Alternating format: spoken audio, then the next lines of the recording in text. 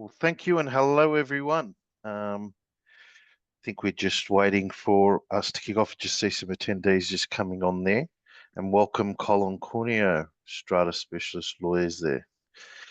I might get into all the briefs and introductions, Colin, shortly. I just see people joining on the actual webinar there. So, yeah, we'll keep you posted. Right.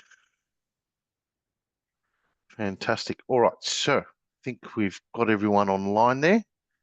And Lauren, looks like, yes, in the chat. Fantastic. Well, good evening, everyone, and thank you for joining us today. Today's session, we're going to outline some of the changes to the strata laws in New South Wales, and it's very much to provide a key overview. At Strata Logic, we're committed to providing our clients, I guess, an update and keeping you informed, more importantly, about these important legislative changes. Before commencing today's session, I just want to also acknowledge the traditional custodian owners of the land of which we meet today. I would also like to pay my respects to elders past and present. Now, Colin, I'm going to do the introduction, but I'll just go through briefly what you and I are covering off today, and really a guide and a comprehensive session in terms of the philosophy of these changes. Colin, as an introduction to everyone here, the agenda we're covering off will be also just really looking at the changes applicable and some of the additional changes to give our clients a head start of what it looks like by mid this year. We'll conclude with any sort of questions that arise and queries. We will also be tabularizing these to be able to circulate to all our clients. But most importantly, my name is Paul Culbi. I'm the licensee of Strata Logic and Colin Cunio, Strata Specialist Lawyers. I think between us, I don't know if there's plus 40 or 50 years old experience there, Colin. But thank you very much for joining us today. It's wonderful to have you here in providing our clients a bit of background. I'm going to get straight into it, Colin, and to everyone, and feel free to put the questions in your Q&A boxes. But what we're going to be covering off today is going through sort of like a recap when we talk about the changes that have come into effect. Now, these came into effect on the 8th of November 2024 and also the 3rd of February 2025, which we've implemented as a business and strata management firm. But then also looking at some of the changes that have now been passed. I think it was the 12th of February. The dates to be proclaimed, but we should see an introduction around the middle of 2025. When I say middle, probably the new financial year, 1st of July, etc., so on. We're looking at other reforms resulting from the report of the statutory review. Now, I understand this goes back a few years, but this is also additionally being tabled in Parliament. Now, this report was tabled on the 29th of November 2021, but we're tending to see a bit more adoption of that report through these changes that are coming our way. So looking at our current legislative changes, again, touching on from the 8th of November and the 3rd of February, what we learned, we all understood the changes were really applicable in that regard to the strata schemes strata managing agents legislation 2024. Then we had the application. So these applicable laws and legislation being applied to the Strata Schemes Management Act and their regulations, along with the Community Land Management Act and Community Land Management Regulations. We can find that sort of with the reviews that we've seen with community associations and strata schemes, they're sort of working together pretty much like for like in terms of how they operate. And then most importantly, to strata managing agents and their functions under the Property and Stock and Agents Act 2002. So as we go through, there's multiple pieces of legislation that we will touch on today. But I thought what we'll do is we'll touch on phase one and we'll look at what's currently applicable. Might get your take on that, Colin, as well, and then go through additional changes.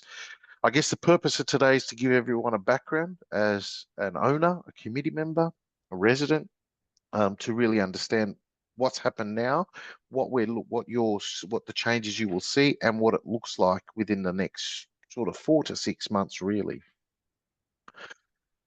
Um, so we have phase one, and these are currently applicable changes, which a lot of people we've implemented through, but these are touching on things of disclosure and trainings and commissions. So there's a clear, strict requirement of approvals. Um, we look at timely updates of disclosures and noting these have to be made in writing. There's additional disclosures at each AGM of an owners corporation or a community association. We look at pre-contract notices. So we call it pre-contract notices, but they may be pre-appointments, pre-disclosures to an agenda or a consideration of reappointment of agency. Then we've got the obligations of pecuniary interest disclosures. So these are also being forward along with disclosure of additional interests that come off. So one of the most significant changes we'll find through these disclosure requirements is the explicit approval for commissions or training services that haven't been disclosed and providing timely updates to strata committees if circumstances change. Now, Colin, I know that's a lot to provision put in there, but this is one thing sort of touching on and covering in that regard. I'm not sure if you wanted to have anything to add in there at all. Yeah, thanks, Paul, and good evening, everyone. Yeah, look, in terms of the two phases that we're going to talk about tonight, this first phase is current now, and the next phase will be current around the middle of the year. We don't know that yet.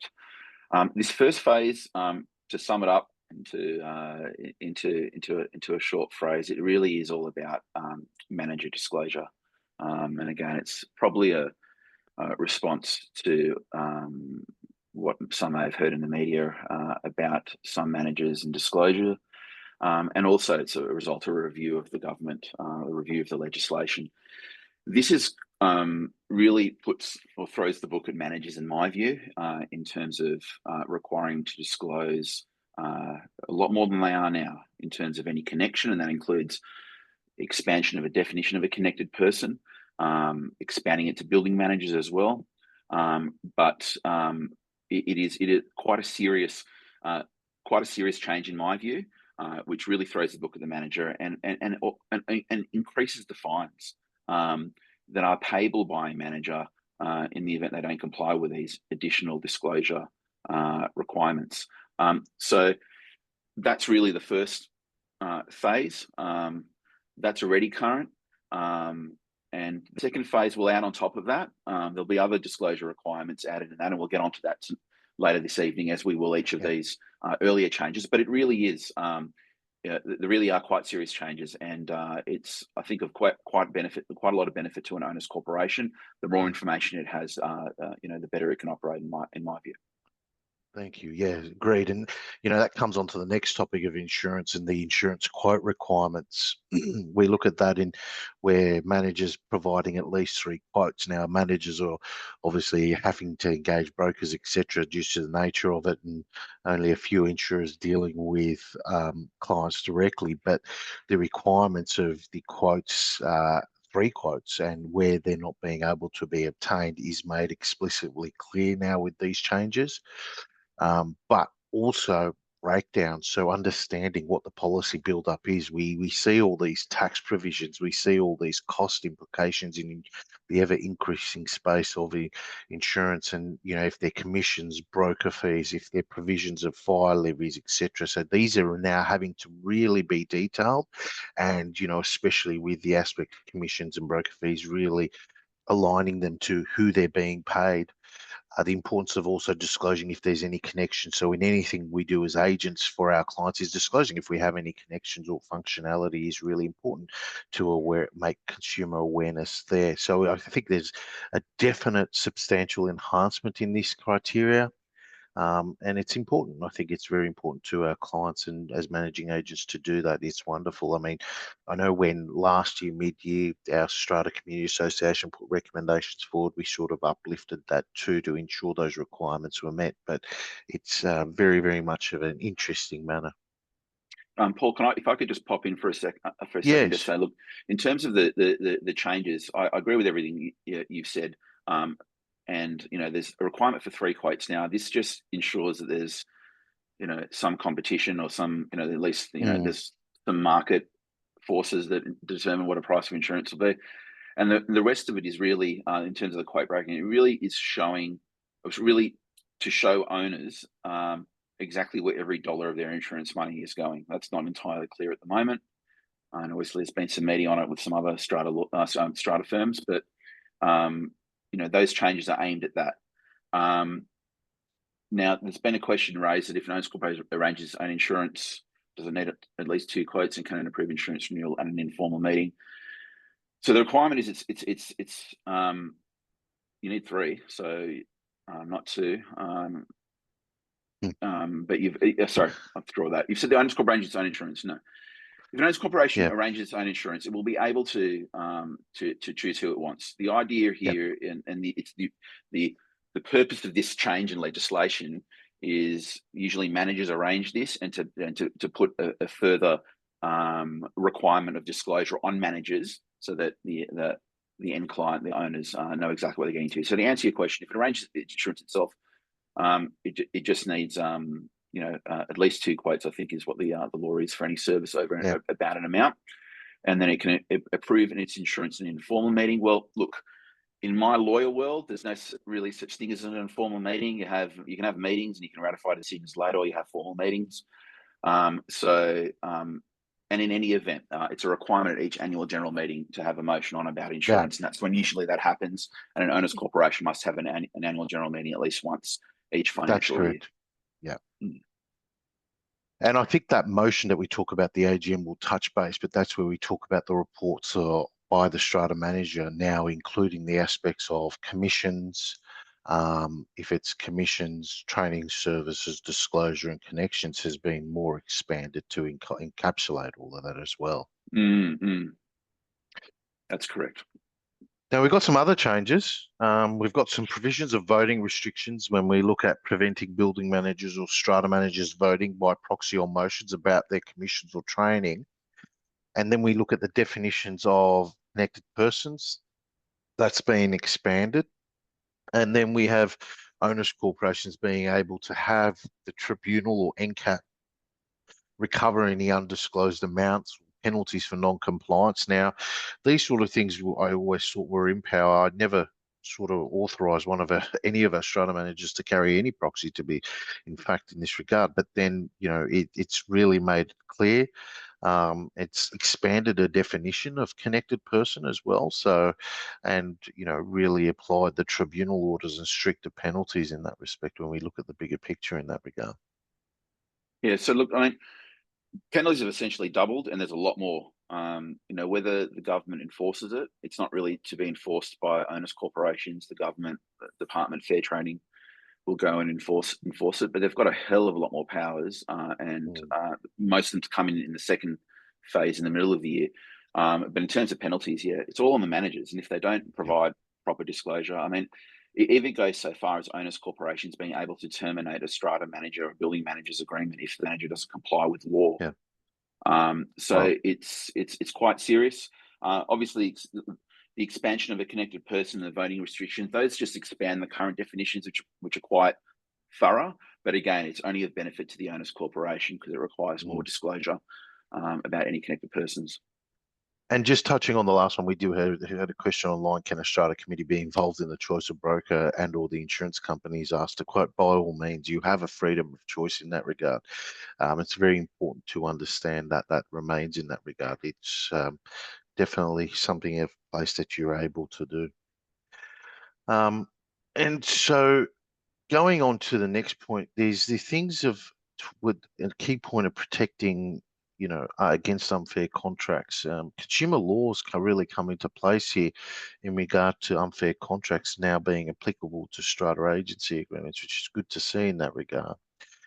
But, giving, visions of either party to challenge any unfair, reasonable terms, any unfull, lawful terms. Now, I know this being said, it's, our industry body has had to really uplift and provide a new agreement and make that available to us as a member to ensure that they can be applied, which, circulates itself in that regard. But I found this a provision of very much importance to our clients to understand that these agreements are being provided and they're being uplifted, and there are new terms coming through to make it more reason to the consumers in that regard and our owners. Yeah, I mean, for my 2 cents, look, I mean, the legislation, the Strata legislation now actually, in my view, allows for contracts to be set aside, but it's not very clear and there's not a lot of law on that.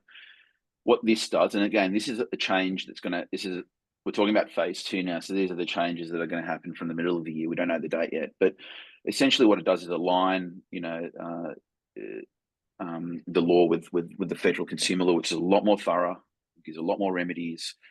And again, it's only a good thing for owners corporations that these will apply. So look, I suppose in one respect, it'll ensure that contracts are fairer, and to the extent that they're not, the remedies and the ability for an owner's corporation to get out of them are in my view, a lot more streamlined, a lot easier, and a lot less uncertain. Yeah, yeah. Thank you. Now, Colin, we're looking at another part which is probably coming around the middle of this year is about financial hardship and assistance.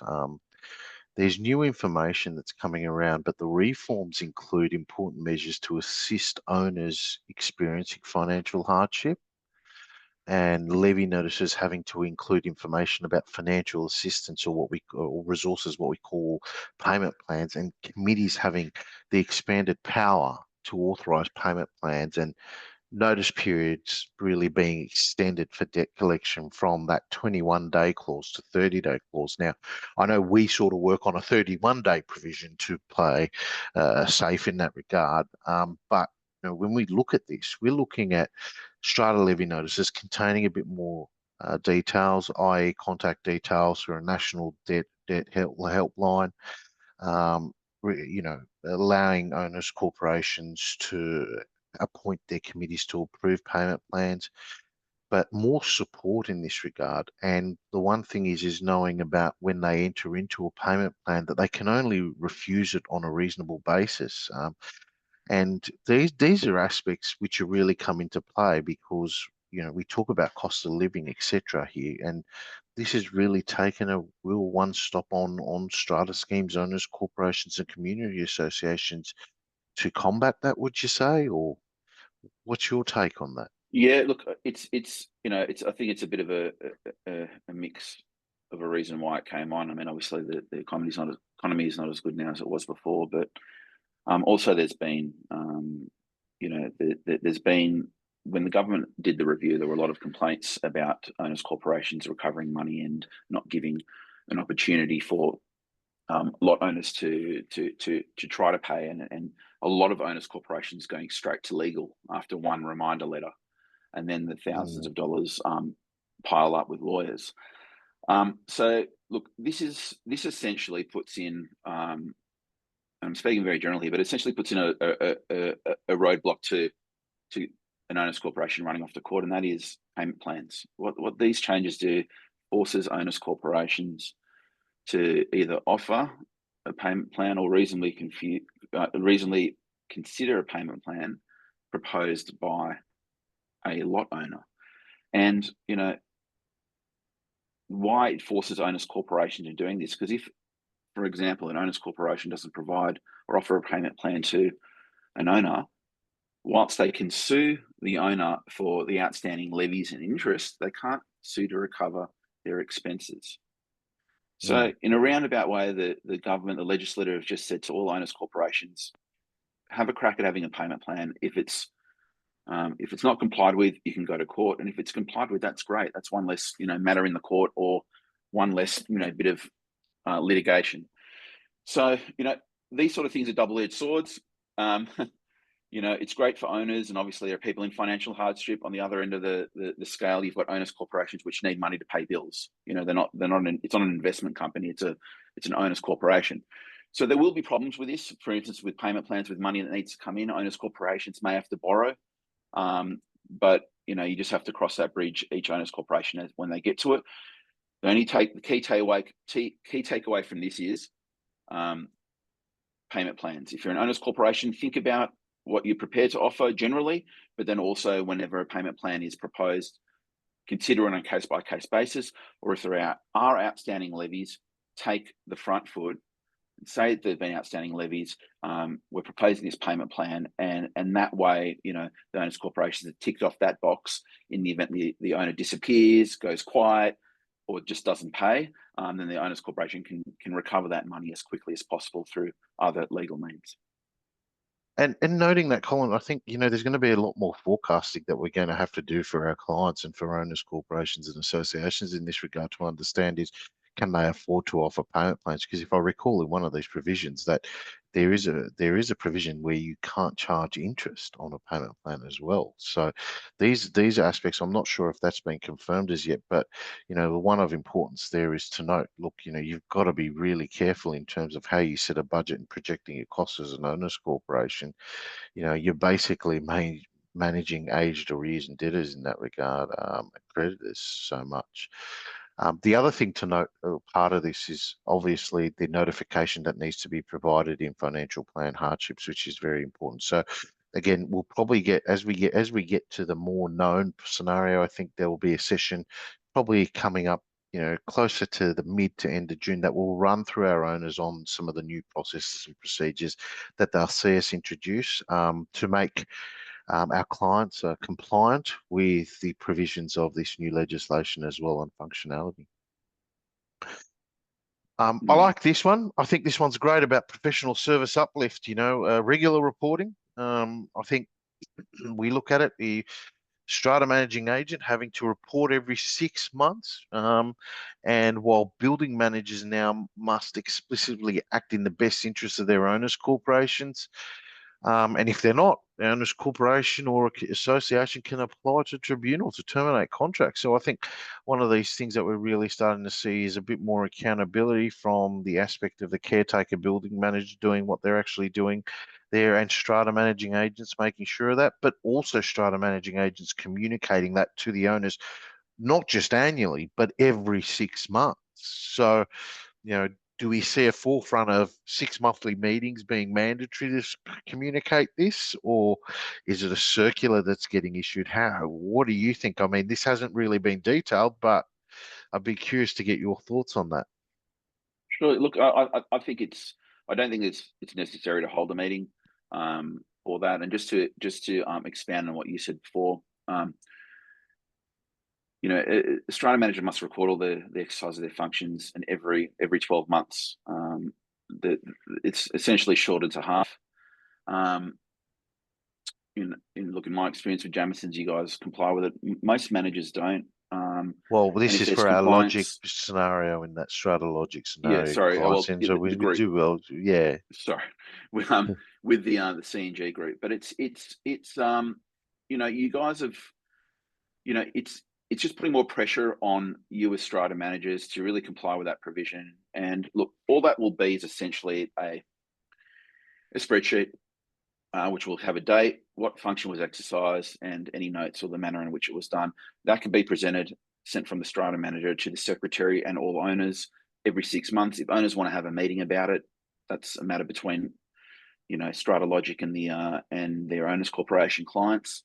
Again, it can only be a good thing. I mean, it's more on the shoulders of agents, but it can only be a good thing. In terms of building managers' responsibility, again, it's just it's a no-brainer in my view that they must act in the best interest of the owners corporations, much like strata managers. Just a reflection on what the normal law is. And with the last point, can apply to the tribunal to end contracts. Yes, I touched on that before. It's quite wide. Again, I don't think it's going to be used a lot. I think this is more of a case, particularly with the extra powers given to the tribunal. I think this will more be of a case of, here's the new law. This is how bad it can get, if you guys don't comply with it. And I think there's going to be a lot of compliance, obviously. Yeah.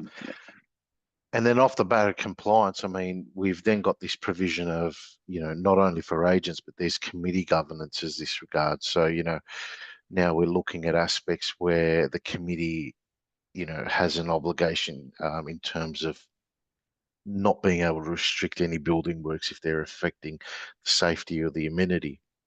In addition, fair trading having the enforced powers to enforce maintenance duties, but then compliance notices, enforceable undertakings for non-compliance really taking force by fair trading. And then we look at the Strata Committee governance, and we call it improvements, but one thing's in terms of minor renovations, you find schemes and a lot of owners corporations do delegate to their Strata Committee the authority to consider minor renovations. But I found it really interesting, and probably going through these points here is if there's no response within 3 months, it's automatically sought as approval. And then finally, training requirements and new duties for strata committees. Now, to me, it's a lot to take in, but if we look at the maintenance and repair of common property, it's a tough gig, being on a committee, being strata managing agent, but really, New South Wales Fair Trading having enforceable undertakings and notices being provided, it's like council issuing a fire order, don't you think? Yeah, a little bit. I mean, it's just, and this is like part of the book that's been thrown at you poor managers by the government. There's going to be more powers given to fair trading. Look, fair trading have powers now to go in for compliance and to issue fines and penalties. It's hardly ever been used. They're going to be given a lot more powers now, even to compel owners corporations to repair common property. So you won't see a lot of these cases, urgent cases in the tribunal where, there's leaking places and they won't do it. I don't have any money and I can't, and they can't go through a tribunal process. Totally understandable, right? So there'll be another way for owners to go to fair trading, and fair trading and sort of stand behind. There'll be issues and problems with that, but I think it's a good thing. But this is just more of the huge powers that have been given to fair trading, or that government department to enforce compliance. Dealing with also the other points under maintenance of repair and common property heading. Restriction on delaying building works affecting safety and amenity. Look, it's expanded the section now, which essentially says an owners corporation can defer compliance to repair and maintain if they're suing someone or taking action against someone for it, unless that the common property, the defective common property, is going to affect the safety and amenity of the building. They've just expanded that to adversely affecting access. The second point, look, that's a big takeaway. Again, all this is going to happen in the middle of the year. And the third point is related to the second about fair trading's increased powers. Under Strata Committee governance improvements, look, by far and away, the biggest changes, I suppose personally for members, will be the training requirements. It is now going to be a requirement that Strata Committee members complete a prescribed course, obviously, and that's going to be prescribed by the regulations, which haven't been drafted yet. What I imagine that'll probably be on one end of the spectrum, and the word around the grounds, is an online course that can be performed in a matter of hours over a day. There is some talk about it being a face-to-face workshop over the weekend, but obviously, look, we'll just have to wait and see. But that's going to have to be done by each Strata Committee member. And the second biggest thing is obviously minor renovations. At the moment, an owners corporation can approve a minor renovation by passing a majority resolution in a general meeting. The Strata Committee can do it if they've been delegated that authority in a bylaw. There's no timings at present, so an owners corporation can sit on an approval for a year, I suppose, on a request. Now it's limited to 3 months. Essentially, what it says is if an owner puts in an application to undertake a minor renovation, and the owners corporation don't come back within 3 months, it's taken that the owners corporation has approved the minor renovation, and the owner can go and do their works. Importantly, an owners corporation or Strata Committee or owners corporation must give reasons for refusing any request for a minor renovation. Those reasons have to be reasonable, otherwise the owner can go to the tribunal and get an order for allowing those works to be undertaken. In my view, the owners corporation should also give written reasons as to any conditions they impose on a minor renovation that differs from what is proposed by a lot owner. That's just to keep things fair and open and transparent. So there'll be some time periods for Strata committees to comply with. That 3 month is really important.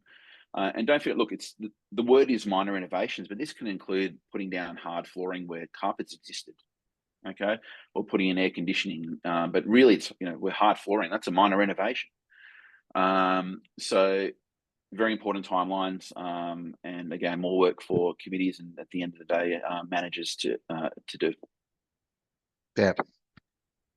And it'll be interesting how they set the guide in terms of what sort of training that will be applied in the frequency as well. But I understand the regulations will make that provision. And if they'll be connected with Strata Hub in any instance, that would be very interesting as well. Yeah, there's a bit of talk about that. I mean, look, obviously, in one camp wants to get it all online and get it as quickly as possible. The other camp wants to have it in person, and they believe that's a better way for committee members to learn. My personal view is the latter is better, but who's got the time to spend a weekend, talking Well, about I Strata think I committees think I when think if we look at the working hours we have these days and what needs to be done and the technology in place, electronic means would seem of more reason, shall we yeah. say, in that Well, regard. you know But what? Yeah, I time agree. will But tell. the government will tell us, and we'll have to follow, right?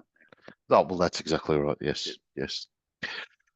Um, and then just touching on the importance of disclosure, we have the improved oversight of strata schemes, but the overall impact is looking at improvement of transparency and disclosure and ensuring our owners corporations act in the interests in providing clearer and more timely information for decision making.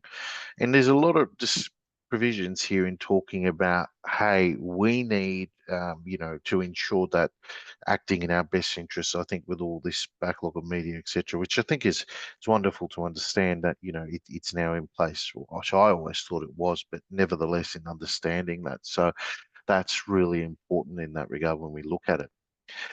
Um, we then go into the space of developer accountability. So I think this one comes up in terms of individual independent certification, but and increased penalties. But the developers now facing increased accountability through independent certification requirements for maintenance schedules and levy estimates. Now, this is to assist new owners that come into these schemes to ensure that I guess they've got better capital works fund planning. I know from our team when we get these maintenance schedules that come in, they really do add to a benefit in helping to create a more accurate and functional 10-year plan. But these are really, really being spelt out. And the final part is about not holding the first annual general meeting of the Owners Corporation on time, really having that penalty in place. Yeah, look, it's there's enough in the law at present on developers to really get a handover properly done so owners corporations can operate effectively. I mean, it's day and night comparing Yeah, what the requirements now, even without these changes, which will come into effect in the middle of the year, compared to what happened 10 years ago. Look, it just puts more pressure on developers, and rightly so. You know, too many stories everyone hears about developers not providing, not setting correct levies, not providing, maintenance schedules or anything like that. And owners corporations having to spend a lot of money really quickly, in addition to seeing whether there's any building defects. So this just cuts it. It cuts it a lot. Particularly the certification of the initial maintenance schedule. I mean, the government put the onus on developers, to put that on, and developers will serve their own interests, just like any person, I suppose, would, right? yeah, Now it's got to flick it out to an independent certification, much like building defects under the building bond scheme. The developer must appoint an expert, but they've got to be independent, and all the developer does is pay them. yeah, So again, what you said in your third point, Paul, is spot on. It helps new owners plan and execute repairs and maintenance a lot quicker. Another big takeaway, I think, is, and I might be jumping ahead, but is how developers set levies. And if they set it wrong, owners can now, if they set levies for the first year, at $1 and then 100,000 the next year. I mean, that's a joke, but it happens, it's a right? big pressure because it's a shock because it puts it on not on the real Correct. Well, aspect they to don't it. probably So do yeah, it. Yeah, and they're trying to sell all the units. So we've only got Yeah, $600 a year thing. It's unheard of in Sydney, and then the next year comes at 6,000, right? So the developers can be, you can recover it off them, but again, it's all about having all that information, and then and the owners corporation can make the right decision. This does that, and again imposes penalties on developers if it doesn't happen. That being said, again, there's not a lot of penalty cases against developers that the government have run, if yeah. at all, that I can recall. And then going into the embedded network space, I mean, it's one of those things that now they're putting in place, clear definition of embedded networks, but really emphasizing that the supply contracts and implementation can only be for a maximum term of 3 years. And these new disclosure requirements to ensure buyers are aware of embedded networks. I mean, you look at this and you see this in place and you think, there's been a lot of discussion. We talk about the embedded networks, Colin, and then you look at now it being defined. The changes that are covering off in these strata laws are actually influencing what contracts can do for embedded networks for buildings and schemes, but then also making it disclosed. So I think, disclosing the embedded network provision as well. Yeah, I mean, this also aligns the law roughly to strata managers and building managers agreements. What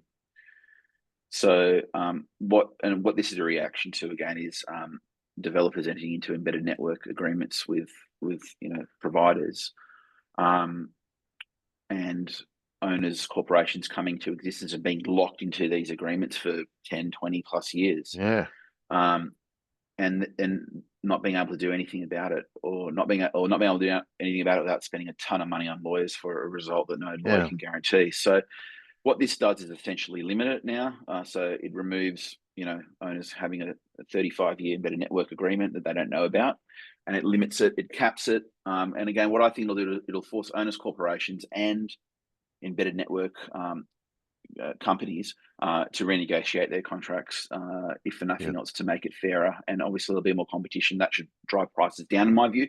But leaving all that aside, it'll just remove these horror agreements that owners corporations inherit. Definitely. I mean, in some rumor scenarios, I think I heard the stories that they were perpetual as well in some instances there, Colin. I'm not Yeah. sure It was like how these they old building apply. management agreements that were like 10-year agreements, but they can be extended for another 10 years by the building manager whenever he wants. Yeah, So every without 12 months notice, I mean, I know I came completely across look that one. completely It's, unilateral. So it was just rolling over and over, and yeah, the only way it could stop. There were a few cases, but really the only way it could stop is through legislation, and this just evens out the playing field a little bit more for owners corporations, much like it has been even out with building managers and strata yeah, managers. definitely. And look, if you can get it in good timing, you could probably do it in terms of agency agreements and, every 3 year cycle in terms of that having a 3 year meeting and knowing that that third year is about, all these contracts coming up and getting them out of the way is probably good administration and a good register will ensure you manage them effectively. Yeah, look, and Um, one more thing as well. Like owners corporations may want to start thinking about it now. I mean, these changes aren't coming in towards the middle of the year, but if you've got an embedded network that you've inherited from a developer, good idea to start looking at it now, and at least knocking on their door to say, "Hey, it's going to change. Can we have a bit of a chat about it?" And I'm sure they will. Yeah. And the importance is when we saw the Strata Schemes Management Act 2015 be introduced, with the limitations of building managers contracts, they really put that 10-year limitation then and there, which you probably see the impact come up next year because, this whole provision of, the word perpetual being removed in that regard. It will be interesting to see this when this comes into place because you're going to have a market. So, picking the right time and place and really going towards that will assist in adjusting and planning. But to me, I think as an organisation for our clients, it's accuracy of a good contracts register. And, to me, sort of look at that and think, 6 monthly reporting, having a contracts register there, provision, not just a statement of financial reports would also add as a benefit to every one of our schemes. Mm-hmm. Exactly. Mm-hmm.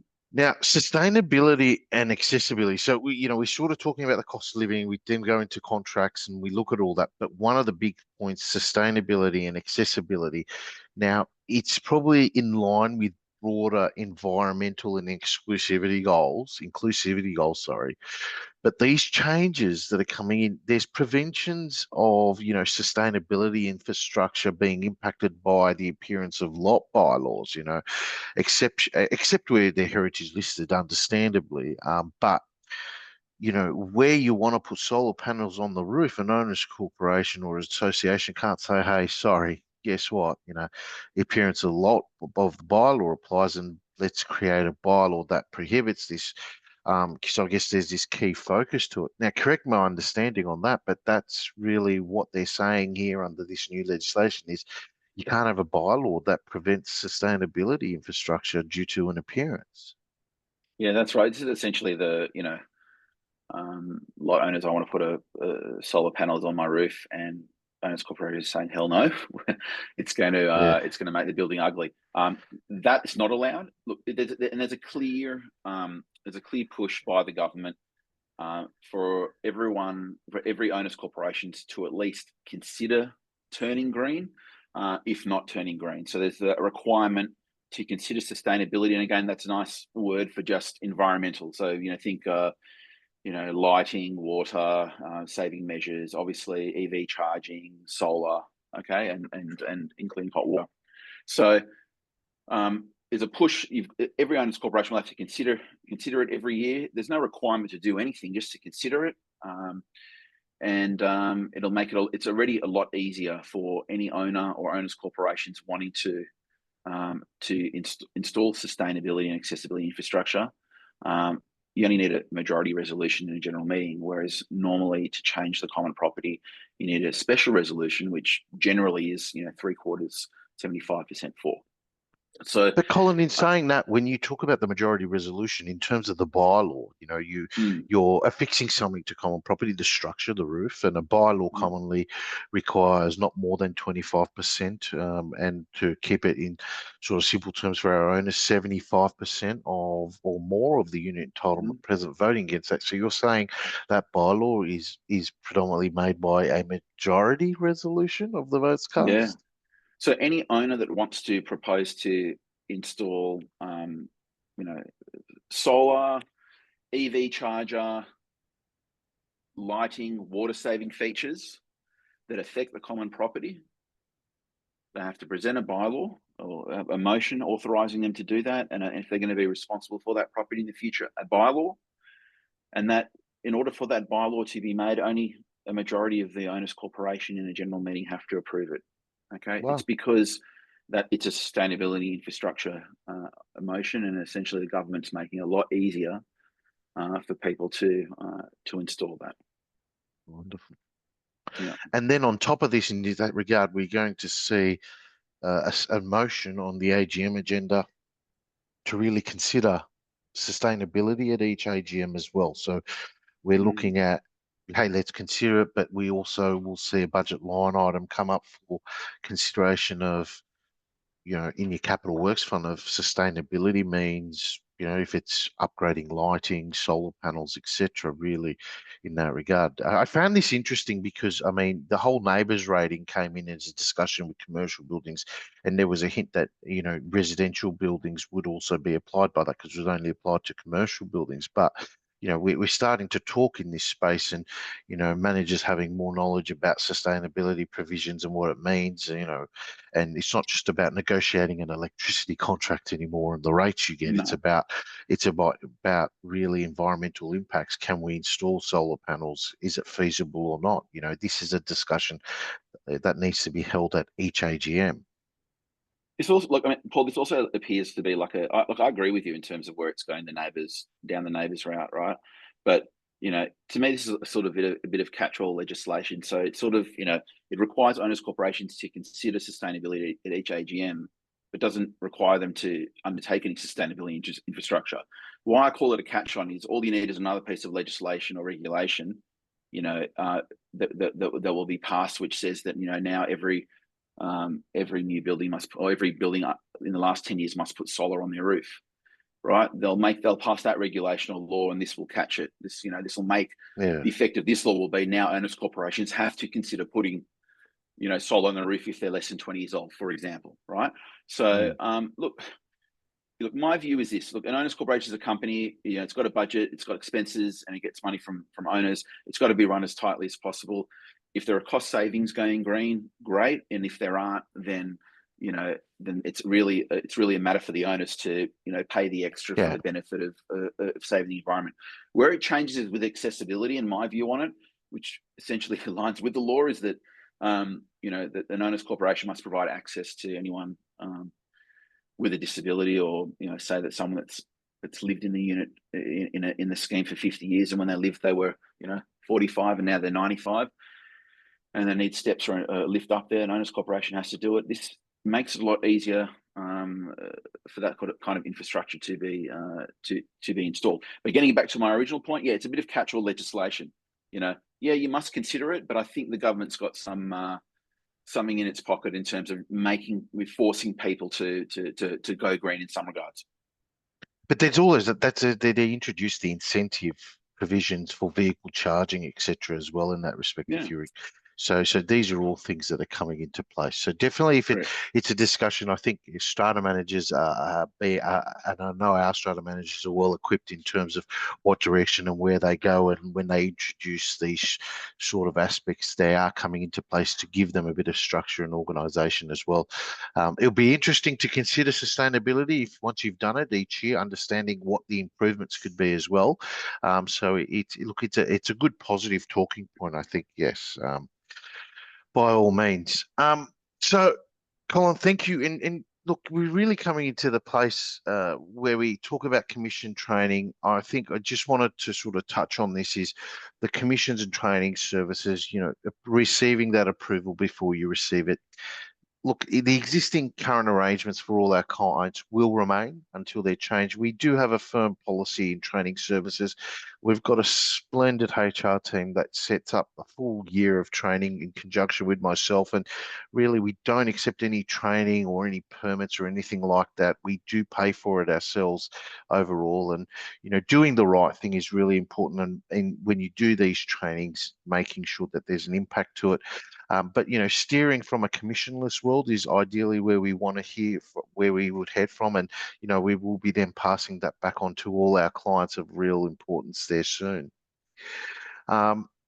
Real-time disclosure, just catching on that, so that clients will hear from us more often. We have to provide written immediate disclosure, written communication, and that's always been a key. So, if it's by means of newsletters or direct to our committees, that's something that we will definitely provide in that regard very frequently. So touching on the summary of obligations and the purpose of what we see with these changes, we will see things of pre-appointment disclosure requirements. We'll note, during appointment disclosures, so our clients will hear with us a lot more. Insurance quote transparency. But, when you talk about pre-appointment disclosures, we look at disclosures. So you will see disclosures if there's connections with suppliers or related entities, or, we've assisted someone. I think one thing when we look at this is, connections also includes if we have a client in an existing building and it's a pre-appointment to another, there will be that disclosure that comes into place. There'll be aspects to really look at in terms of during appointment, written explanations for commissions, etc., approval processes that will also to come into place in effect. Though when we look at the AGM disclosures, we are really looking at requirements at AGMs, providing those disclosures every 12 months. If there's any connection to building developers and commissions that have been received over the past 12 months, and training services as such, and expected commissions and training services for the next 12 months will always be there. So you're always considering what's in the past and what's in the future in that regard. Yeah, if I could just pop in here, look, it's a real requirement. Again, I've talked about particularly this first phase: disclosure. Managers must disclose before, during, and after, and it's really important. There are fines, and essentially contracts can be set aside or significantly varied. The minute the manager, or as soon as the manager reasonably knows that there's could be a connected person or something they need to disclose, they've got to do it. And again, Yeah, there's even fines for managers not accurately disclosing. I mean, it's really really yeah. serious. But I'm sure you guys at Stratalogic will sort that out. We definitely do, and I think an important part of that is creating disclosure boards, disclosure records, training. Everything we go through it on a monthly basis. The strata manager checking in the disclosure board. Is there any disclosures to be made apart from the basic ones, and ensuring they've been included it's been a task, but it's been a fruitful exercise, and it just shows it's quite simple in many instances to do and apply. Now, we've done well on timing, and we're up to our Q&A provisions in that regard. I know we did answer one question live, and I've got a couple here that have been sent through directly. Shall we go through them? We've got one question here. How about a committee? Do disclosure requirements apply to strata committees? Colin, I believe, the declaration of interest and committee members' declaration of interest is a requirement only if they declare so and make that declaration. But Yeah. that's at a So committee meeting, correct? yeah. So look, committee members do have disclosure requirements. It's different to strata managers and building managers. That's got to be really made clear. Okay. The disclosure requirements for the strata committees really involve obviously before appointment. They've got there's two sections of the legislation. One deals with are you eligible and are you not, and obviously they've got to comply with that. Not really much disclosure there, but once they're a member and say that they've got a direct or indirect community interest, obviously must disclose that to the meeting, and then a decision must be made about whether that person takes part. And in fact, the laws are going to change to say that that person now must excuse themselves, which aligns it with corporations law.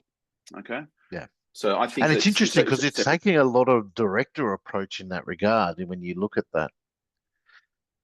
And then additionally, yeah. we've got one here is, do you have any of the finer details about in regards to committee governance training and new duties committee members? I think we don't have the exact specific details. What we know, there is training and coming, but that training prescribed and provisions will be, from the way I understand, is that committee is a prerequisite. That committee training is going to be a requisite to be on a strata committee. But what I also note, and I think we shouldn't take this as an imposition, is that if that does come into place, what's being recognised is good governance and compliance is an added value for a strata scheme as well. It's, I know we talked about sustainability, and I know we've mentioned the aspects of costs and payment plans and disclosures, etc. But I think there's also an aspect of good governance and compliance for our schemes is an added value and a peace of mind to our clients and for their home. Yeah, absolutely. Look, and look, in further response to that question, look, all I know is what's written in the legislation now, and that basically says it's all going to be prescribed by the regulation. So, look, I can hear around the grounds.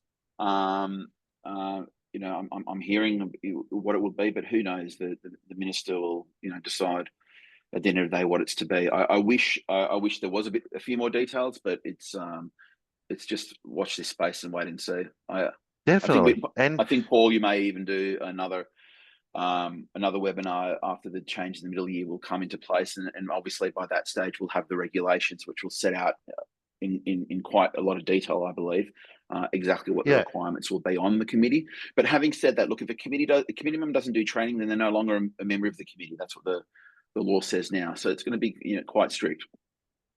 and there is one provision if you do a company directors course, etc. These things in terms of qualifications, I really do think, irrespective of qualifications, we're going to find an obligation for everyone to do this to get an understanding of committee operations and functions.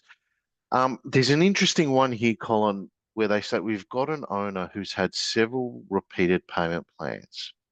And the last time it was voted that it would be the last time, and the owner's inability to pay impose hardship on the rest of the strata if it's only 12 units. While we agree payment plans is preferable to court action, at what point is repeated payment plans unreasonable? This is, a fantastic question. Mm, We look at 12 units. right? We look at the aspects of, you run tight budgets. Community Mm, associations aren't banks, and we're not a community bank, but we're looking at a picture here is when does it see where an owners corporation or an association says, hey, we literally can't keep on approving any more payment plans because these are, we've got bills to pay, we've got contracts, we've got, fire hmm. safety. And mind you, I said fire safety. I know this session was introduced to fire safety, but there was a deferral to 2026. So keep your eyes out later this year. We will be doing a detailed session on fire safety. But coming back to this is when is it seen as an owners corporation? I mean, you're a lawyer here, and we're talking debt collection space. But I don't like the word reasonable. Because there's nothing defined. The word reason, you can't find a definition. But what do you see within reason that an owners corporation could say, hey, it's only 12 apartments. Like, we can't afford this. Yeah, excellent question. Look, look, the definition of unreasonable is keeps lawyers in jobs. If I could give a definition, tongue in cheek, fine. Yeah, Look, so the question here is, Colin, how do we not keep you in job, and yeah, what's the opinion exactly. in this regard? So look, what the law generally, I'm speaking very generally. Look, it's a case by case basis. I mean, look, I suggest this: if an owner has been in several payment plans and has not complied with any of them, I suggest that a payment plan is not the way to go, and probably suggest that either the owner doesn't have the financial means to keep paying the expenses, in that place, which is unfortunate, but it's a fact. It may be a fact, or they just don't have the ability to keep to a payment plan. Those are the really two, practical options out of that. If that's the case, it's nothing that you guys, your owners corporation can do or say that's going to change that. Entering another payment plan won't do it. So I suggest, and it's always a last resort, that maybe going legal may be the only answer, because if they can't pay or they can't comply under the new changes that will come in the middle of the year, that gives the owners corporations the green light to go ahead if they haven't complied with one payment plan. Okay, But but we've again, treat really it on got a take. to. You've really got, sorry, Colin, but we've also got to remember is that, what's being proposed in terms of legal costs or recovery costs, they can't just be automatically recovered. They have to be ordered by a tribunal and court too. So, we Correct. can't approve in a payment plan because we can't sustain the costs, the imposition on others. Mm-hmm. We're not automatically recovering our debt collection costs or arrears charges to recoup that. The Mm-hmm. legislation in provision is proposing no interest is applied to the payment plan. So you really get into some really curly space, aren't you? Oh, look, of course there was, and that's where there'll definitely be some tribunal or court action on that, and on what is reasonable. But you've got to look at each on a case by case basis, and there are 11 other owners in that 12 lot scheme that I assume are keeping up with their financial responsibilities. Yeah. It's unfortunate, and this does happen. Just pointing on, because it's going to flow on from the last question, where they said, can you please clarify what you said regarding payment plans? That is, must they be offered before a debt is collected, and also will the owner of the debt pay the costs associated with the debt? Yes.